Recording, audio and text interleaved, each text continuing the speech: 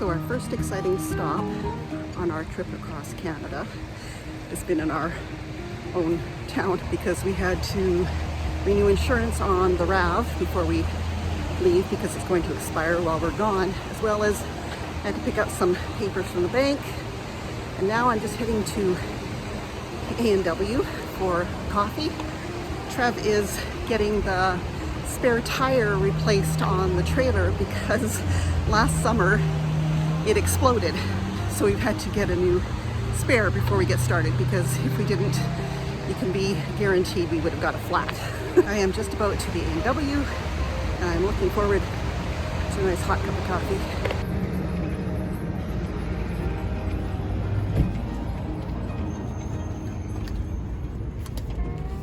So now I'm just sitting here waiting for Trev. He's getting the tire replaced right now, and I have us both some A&W coffee. But it's nice to just sit for a minute after rushing around all morning getting everything ready and leaving, and yeah, feeling tired.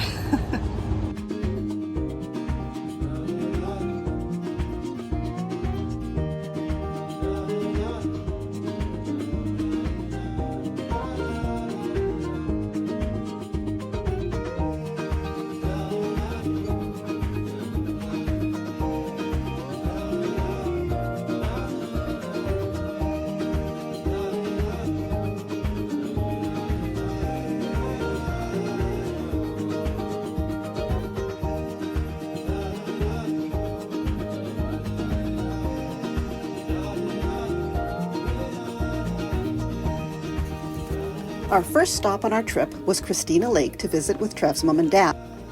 While we were there, Trev switched out one of the older trailer tires on the passenger side of the trailer for the new spare.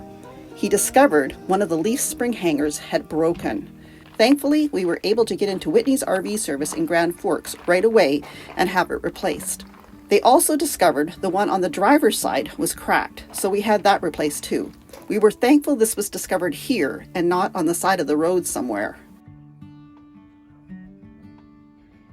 While we were waiting for the repairs, we went for lunch at a cute cafe in town called the Wooden Spoon. It was worth going just for the quirky decor.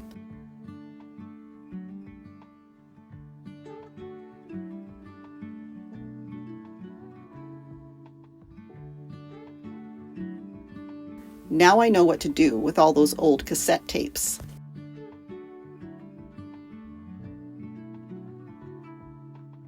So we've been staying here at my in-laws' lot for a few days, getting some work done on the trailer, and now we're ready to head out. Everything's packed up, ready to go, and off we go. This is actually the lot that our 31-foot Jayco was stolen off of. They now have a cable gate to make sure things don't disappear from this lot. They leave their motorhome here, but that's where our trailer was dragged out.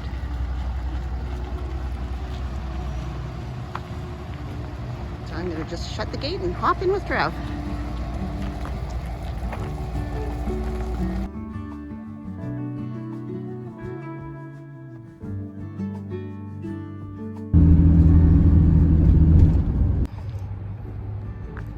We've stopped in Castlegar, which is about an hour away from Christina Lake, going east, and Trev's just picking up some kind of extension thing for his socket set for changing the tires, because we have to rotate the tires on the truck just to make them last a little longer. And I'm going to grab coffee.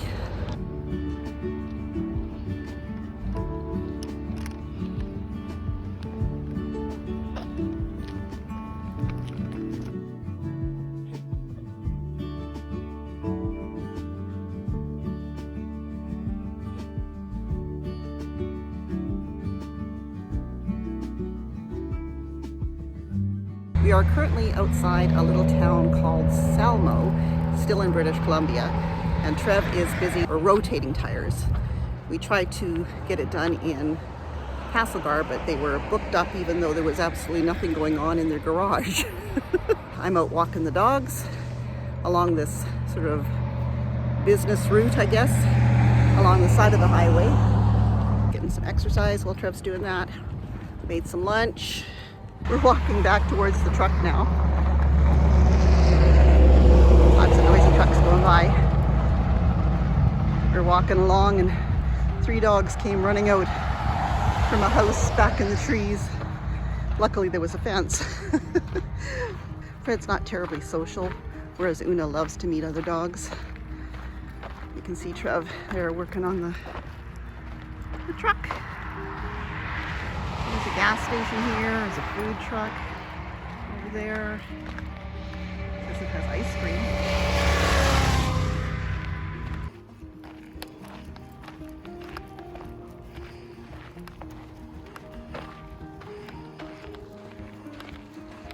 Now that would make a cool little car camper.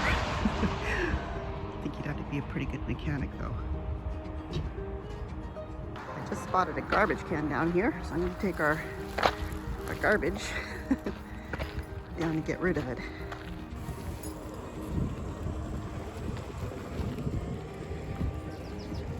I think we're tourists.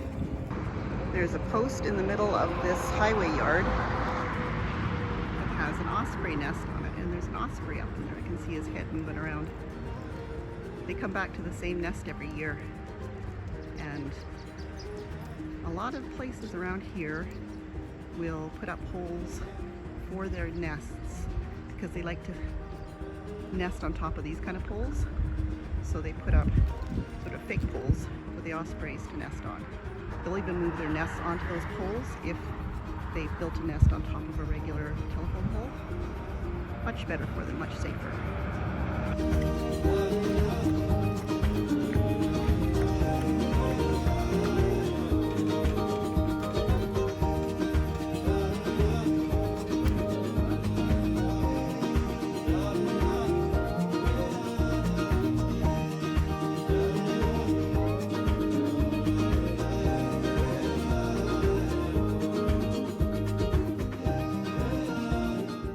Our second coffee stop of the day at A&W again. We really like their coffee. It's pretty good. The only problem is they don't sell decaf, which by this time of the day, Trev prefers to drink decaf. Here's Gracie. This is how she travels in the truck. We just don't want to risk her making a dash for a door or getting chased out by the dog, so she travels in a kennel. On the front seat, of course. There's Freddie. And Una in the back. They are such good travelers. Freddie's always been a good traveler, and Una has just naturally become a good traveler. She just sits there, she doesn't whine or fuss. It's really quite pleasant traveling with these guys. And Gracie has also always been a very good traveler, right, baby girl?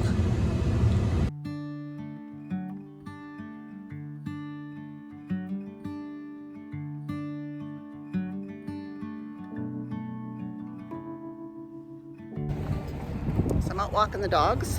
We are in Cranbrook, and we are staying at the Home Hardware, not Home Depot, Home Hardware, which allows overnight parking in their parking lot, which is really nice. It's also within walking distance to Walmart, the Superstore. I think there's a Tim Hortons, a Booster Juice. There's all kinds of places right around here, but they have a sign up in their parking lot that says you can park in their parking lot overnight from 6 p.m. until 8 a.m., which is really nice. We have crossed over into Mountain Time, which is an hour ahead of BC time.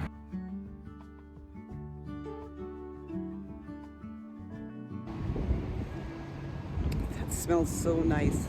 I have no idea what kind of tree this is, but I want one.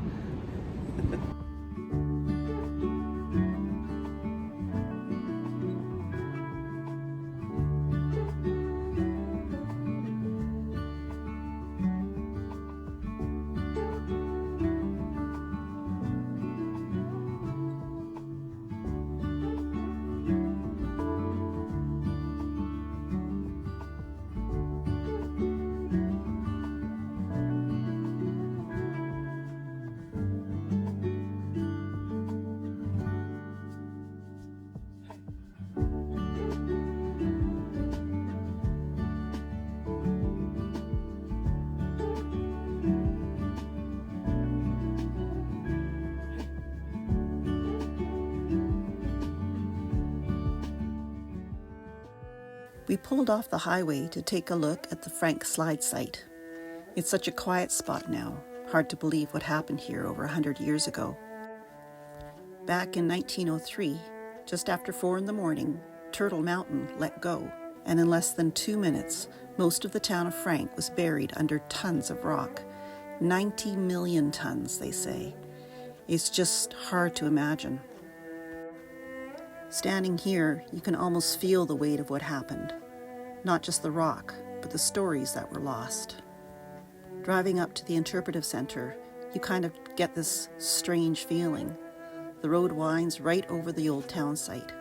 Somewhere under here were homes and families just gone. It's sad and humbling.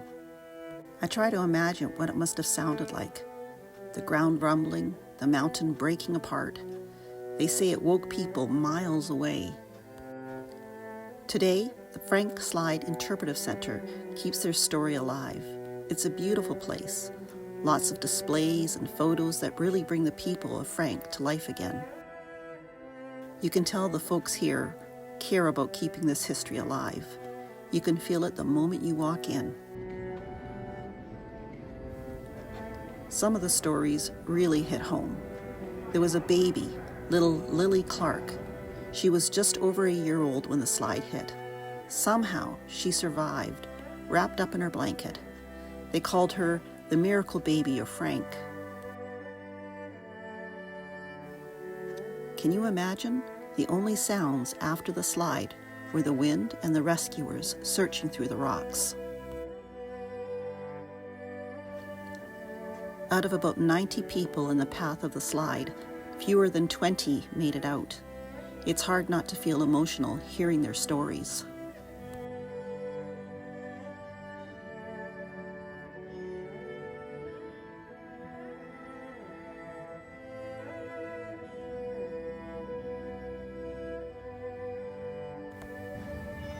Even after all these years, the land still looks raw, just a silent reminder of what happened that night. It's quiet now, peaceful even, but there's a strange kind of energy here, like the mountain is still telling its story. This visit left us both feeling a bit quiet, thinking about those people and how life can change so fast. Nature is beautiful, but she's powerful too. This place really reminds you to be grateful and to respect the land we live on. If you ever get the chance, stop by the Frank Slide. It's not just history. It's a story that still echoes through these mountains.